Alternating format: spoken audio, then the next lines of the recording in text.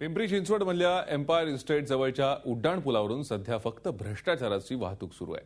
कारण मागील 3 वर्षात या पुलाचं फक्त 17% काम पूर्ण झालंय। याच गतीनं काम सुरू राहिलं तर हा पूल 18 वर्षांनंतरच पूर्ण होईल अशी स्थिती आहे।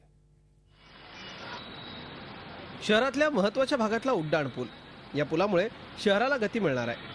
मात्र याच पुलाच्या कामाची गती चांगलीच थंडावली आहे। कारण मागच्या 3 वर्षात या पुलाचं काम फक्त 17%च पूर्ण झालंय। त्यासाठी 17 कोटींचा निधी खर्च झालाय। हा पूल जर असाच रखडत राहिला तर त्याचा खर्चही वाढत जाणार हे स्पष्ट आहे। त्यामुळे हा पूल भ्रष्टाचाराचा तर मार्ग ठरणार नाही ना, अशी शंका व्यक्त होते।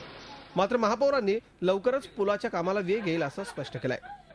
पुलाचे काम हे पावसाळा होता म्हणून काही काळ ते बंद ठेवण्यात आलं होतं आणि त्यांच्या काही तांत्रिक अडचणी होत्या, त्यामुळे ते बंद थोडे दिवस थांबलं होतं काम। ते आयुक्तांनी संबंधित ठेकेदार व अधिकाऱ्यांना तशा सूचना पण दिलेल्या आहेत आणि त्यांची बैठक पण घेतलेली आहे। त्यांनी त्या कामाला आता लवकरच वेगाने सुरुवात होईल।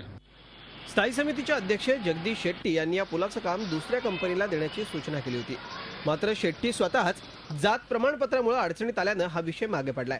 मात्र शेट्टींच्या सूचनेमागे वेगळंच गणित असल्याची चर्चा आहे। जनतेच्या पैशाची कशा पद्धतीनं उधळपट्टी केली जाते याचं हा उड्डाण पूल एक उत्तम उदाहरण आहे। 3 वर्ष झाली तरी या उड्डाण पुलाचं काम अजूनही पूर्ण झालेलं नाही आणि आता या उड्डाण पुलासाठी किती वेळ लागणार याचं उत्तरही महापालिकेकडे नाही। झी 24 ताससाठी व्हिडिओ जर्नलिस्ट अमोल धर्माधिकारीसह कैलासपुरी, पिंपरी चिंचवड। झी 24 तास, एक पाऊल पुढे।